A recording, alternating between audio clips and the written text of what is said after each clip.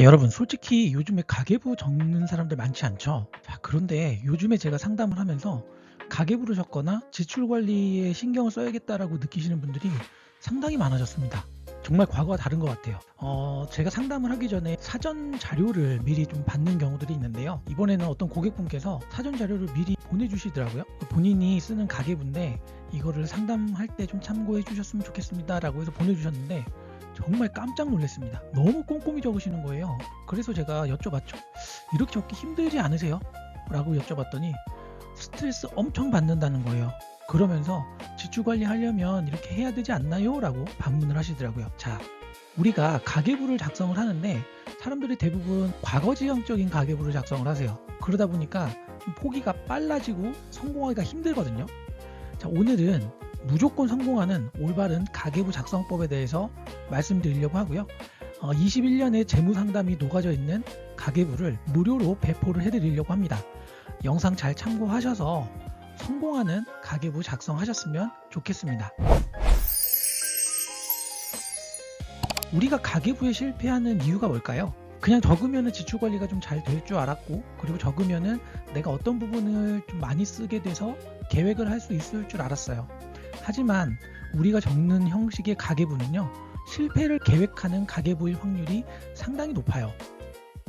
그 이유가 너무너무 세밀하게 적으려고 하세요. 가계부를 다이어리하고 헷갈려 하시는 분들이 좀 있으신 것 같아요. 정말 디테일한 거는 지치게 하는 가계부가 됩니다. 뭐 라면 하나, 커피 한 잔, 뭐 고기, 콩나물, 두부, 정말 이런 방식으로 적는 분은 이제는 없으시겠죠? 이렇게 적게 되면 정말 스트레스만 쌓이고요. 포기하게 됩니다. 두 번째는 그냥 단순히 얼마 썼는지를 보려고 하는 거예요. 그러니까 어플이나 이런 것들을 많이 찾게 되는 거거든요. 시중에 나와 있는 무료 어플이라든지 가계부 어플 같은 것들 보면 카드 금액이나 이런 것들을 끌고 오잖아요. 그러면서 내가 몇 가지만 적어주면 싹 정리가 되니까 너무 간편하죠. 저는 그 방식을 그게 효과가 있을까라는 생각을 사실은 합니다. 좀 회의적이에요. 그거는 단순히 기록에 지나지 않는, 그냥 보면서 아 내가 또 많이 썼네 라고 하는, 오히려 자신을 더 스트레스로 올가매는 그럴 확률이 더 많거든요. 죄책감만 불러일으킬 뿐이다 라는 거죠. 자, 그렇다면 해결 방법은 뭐냐, 뭐가 더 가계부를 적는 거에 있어서 현명한 방법이냐 라고 여쭤보신다면, 자, 해결책은 자 카테고리를 좀 함축시키자라는 거예요. 가정 상황에 맞게, 아 내가 보니까 감각적으로 인터넷 쇼핑을 많이 하는 것 같아. 그럼 인터넷 쇼핑에 대한 카테고리를 하나 정해보세요. 그리고 정말 인터넷 쇼핑에 대한 기록만 해보는 거예요. 육아 비용이 우린 조금 더 많이 들어가는 거 아닌가? 그러면 카테고리를 자녀 이렇게 해놓고 오로지 자녀한테 들어가는 것만 적으시는 거예요. 어디에다 많이 썼는지도 중요하지만요, 우리가 소득 대비 적정한 지출을 하고 있느냐가 더 중요하거든요. 함축된 카테고리가 되게 중요하고 심플하게 작성해야 된다는 거예요. 다이어리처럼 이쁘게 꾸밀 필요가 없다라는 겁니다. 그리고 가장 중요한 게요, 잔고의 확인이에요. 그리고 이 잔고를 통해서 남은 날을 어떻게 살아갈 건가를 계획하는 게 사실은 가계부의 가장 큰 핵심이다라고 볼 수 있습니다. 자, 가계부는 과거를 반성하는 기록장이 아니라요, 미래를 설계하는 계획표가 되어야 합니다. 이게 제 철학이에요. 덮어놓고 적다 보면 거짓거를 못 면한다라는 거예요.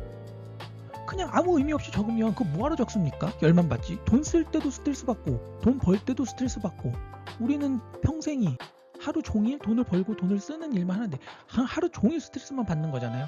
무슨 재미로 살겠어요. 덮어놓고 적다 보면 거짓골을 못 면한다. 이제 덮어놓고 적지 말자 라는 이야기예요. 자, 그러면 21년차 재무상담사가 제안하는 지출관리의 핵심 포인트, 가계부 어떻게 적느냐, 합치고 쪼개고 계획하십시오. 이것들을 좀 하나씩 설명해 드려 보려고 합니다. 자, 그럼 뭘 쪼개는데, 지출은 우리가 두 가지 얼굴을 갖고 있다라고 이야기를 해요. 이게 무슨 얘기냐, 하나는 소비성 지출, 그냥 숨만 쉬면 나가는 것들을 우리는 소비성 지출이다라고 이야기를 하고요. 또 다른 하나는 연일성 지출, 매월 나가는 건 아닌데 이거 한 번 나갈 때에 유독 좀 부담스러운 것들이 있어요. 소비성 지출에는 뭐 식비나 교통비, 뭐 주거비, 통신비 이런 것들이 있을 수 있고요. 연일성 지출은 기념일, 생신, 휴가, 명절, 자 이런 부분들이 있을 수 있을 거예요. 자, 여기에 대한 관리 전략이 사실은 달라야 합니다. 보통 내가 이제부터 지출을 줄여봐야겠어 라고 하시는 분들이 어딜 먼저 손대려고 하냐면 여기를 먼저 손대려고 하세요.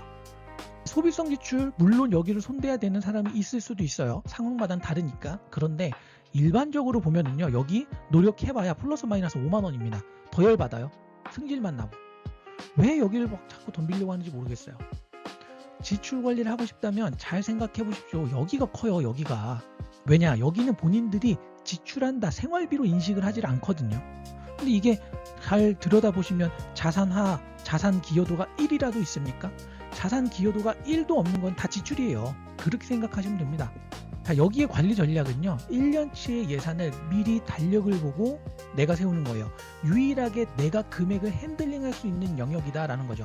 1년치를 쭉 세워놓고 우리가 예측하지 못하는 건 뭐가 있냐면 결혼식, 장례식, 경조사하고요, 뭔가 기타 구입 비용 정도 있습니다. 자, 이런 부분들은 그냥 일반적인 예산으로 한번 잡아두는 거예요. 그래서 1년치 미리 예산을 쭉 세워놓고 이거를 어떻게 한다? 12분의 1을 하는 겁니다. 그럼 매월 평균 금액이 나올 거예요. 이 평균 금액이 예산이 되는 거고요. 통장을 따로 분리를 해주시는 겁니다. 자, 통장 분리의 핵심이 바로 여기에 있어요. 이거를 따로 분리를 해주면서 최소한 평균 금액의 6개월치 정도는 이 통장 안에 넣고 시작을 하셔야 돼요. 이게 유동자금일 수도 있는 거고요. 왜냐면 말 그대로 얘는 평균이기 때문에 당장에 2월 달에 명절 있잖아요. 그럼 오바되는데?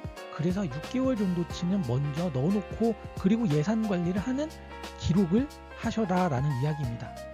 목돈에 대한 부담감을 떨쳐내야 되고 갑자기 올라가는 카드값을 방지해야 돼요. 그래야 이런 변수들을 예측해서 최대한 제거를 해놔야 그래야 지출관리에 성공을 할 수 있다라는 이야기입니다. 자, 연 지출관리 3단계 정리해 드릴게요. 나열해라. 1년 동안에 발생할 수 있는 리스트업을 하고 이걸 또 계획을 하는 거예요. 자, 부부가 같이 아니면 혼자 이렇게 쭉 생각을 하면서 올해는 좀 상황이 내가 좋지 않아. 이제 뭐 결혼을 앞뒀으니까 좀 이런 예산들을 낮추겠어. 줄이겠어. 이번엔 차도 사야 되니까 이런 예산들 좀 줄이자. 라고 하는 거죠. 그래서 뭐 작년에는 휴가를 해외로 갔다라고 한다면 올해는 국내로 가자 라는 식의 나 자신과의 협상과 약속을 하는 거예요. 나열을 하면서. 이 총 금액을 나열을 했으면 이 총 금액을 12로 나누어서 매달 평균 금액을 뽑아낸다라는 겁니다. 이 뽑아낸 금액을 매월 일정하게 연일회성 통장에 집어넣어 달라라는 이야기예요. 그래서 연일회성 통장은 가장 흔하게 과거에는 이제 CMA 통장 같은 걸 많이 활용했었고 요즘에는 파킹 통장, CMA보다 금리 높은 파킹 통장들도 많이 있으니까요. 이런 것들을 활용해주면 좋다라는 이야기를 해드리고 싶습니다.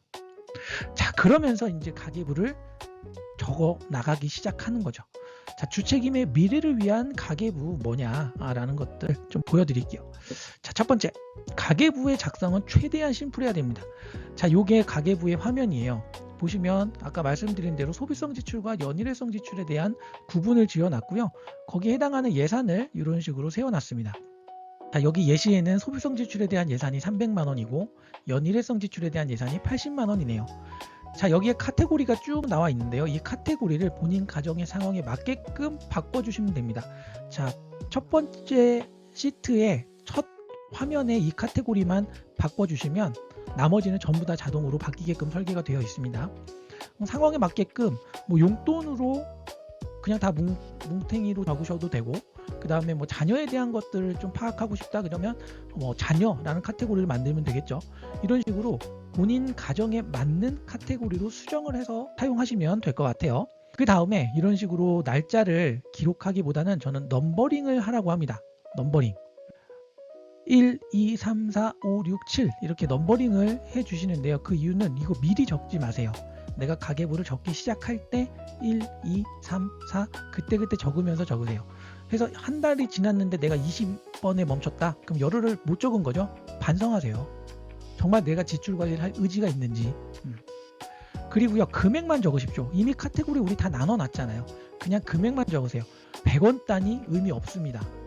1000원 단위나 만원 단위로 그냥 편하게 적으시면 돼요. 어떻게? 금액을 편하게 적는다. 여기에 집중하시면 됩니다. 그럼 이제 자동적으로 7일마다 결산이 들어가요. 그래서 합계가 나올 거고, 우리가 포인트로 봐야 되는 게 바로 여기 있습니다. 예산 잔고예요. 예산 잔고. 이 금액은 자동 계산될 거예요. 우리가 가계부를 적으면. 자, 240만 원이 남았네요.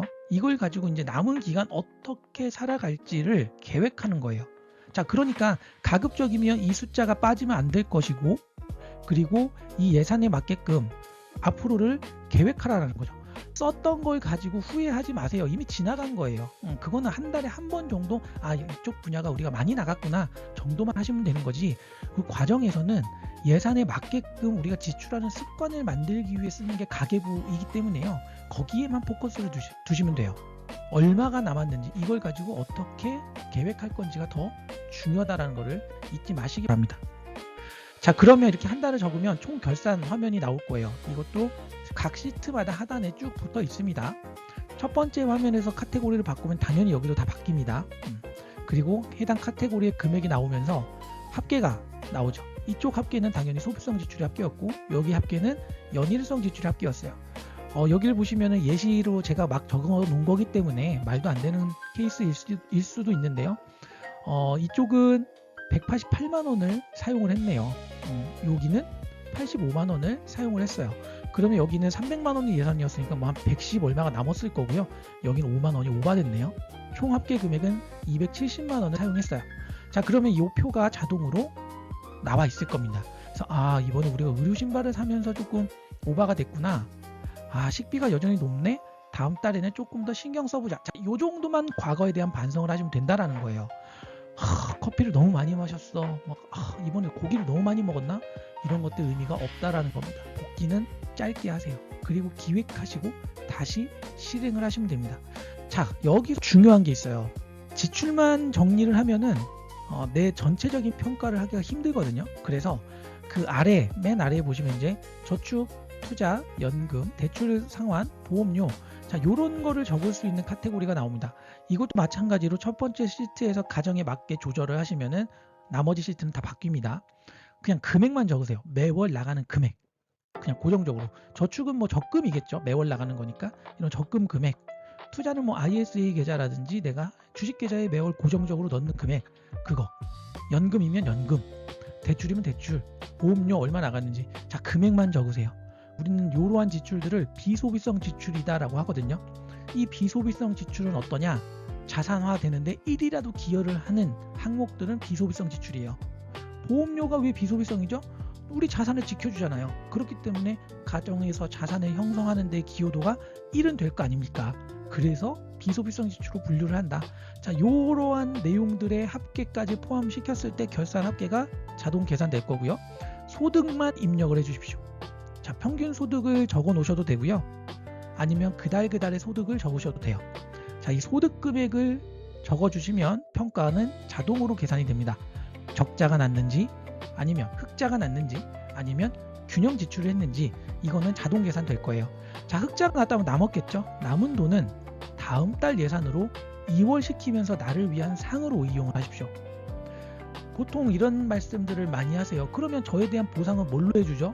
이거를 보너스로 해주는 게 아니에요. 보너스도 본인의 소득입니다. 막 저축금액 적금 만기되면 본인에 대한 상을 주죠? 아니에요. 그렇게 해서 돈 언제 모아요? 본인에 대한 상은 이렇게 본인이 한 달 농사를 잘 지었을 때 주는 거예요. 적자가 나면 어떻게 해야 되겠습니까? 다음 달 예산에서 삭감이 돼야 돼요. 그래야 다음 달에 긴장하고 할 거 아닙니까?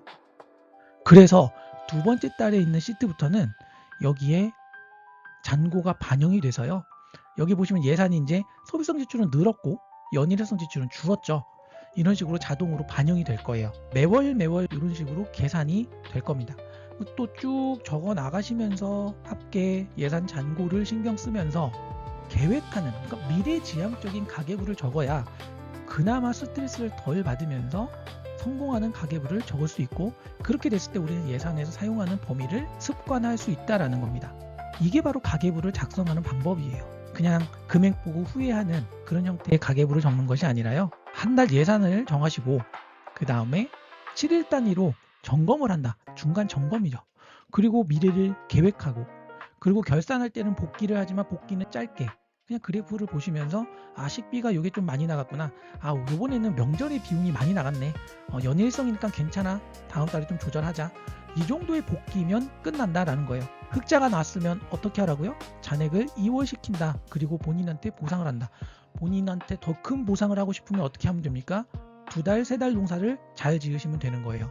적정한 비율에서 지출에 대한 범위를 산정하시고요. 그 예산 안에서 잘 쓰기 위한 계획을 해 나간다.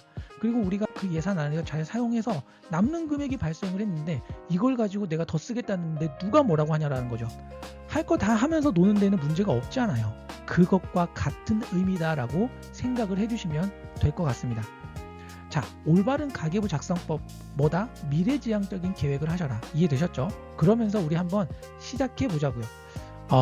요즘에 많이 지출에 대한 관심들도 높아지고 가계부를 적는 분들이 늘어나고 계신 것 같아서 한 10년 정도 된 것 같아요. 상담하면서 지출에 대한 이야기를 안 했던 적이. 그런데 요즘에 다시금 많이 지출에 대한 관심들도 높아지고 이걸 관리해야겠다라는 생각들도 많이 하는 것 같아서 이렇게 가계부 쓰는 요령에 대한 영상을 한번 올려봤고요. 돈 되는 가계부 21년의 상담 노하우를 담은 가계부입니다. 여러분들에게 무료로 배포를 해드리는데 가져가시는 거는 좋습니다. 하지만 제가 만들어낸 노력이 있으니까요. 구독과 좋아요 정도는 눌러주시고 가져가셨으면 좋겠습니다. 이 영상이 도움이 되고 이 가계부 작성법이 도움이 되신다면 엑셀 가계부 잘 활용하셔서 성공하는 가계부 작성 되시길 바라겠습니다. 긴 영상 시청해 주셔서 감사드리고 구독과 좋아요 꼭 부탁드리겠습니다. 다음엔 더 좋은 영상으로 찾아뵙도록 하겠습니다. 감사합니다.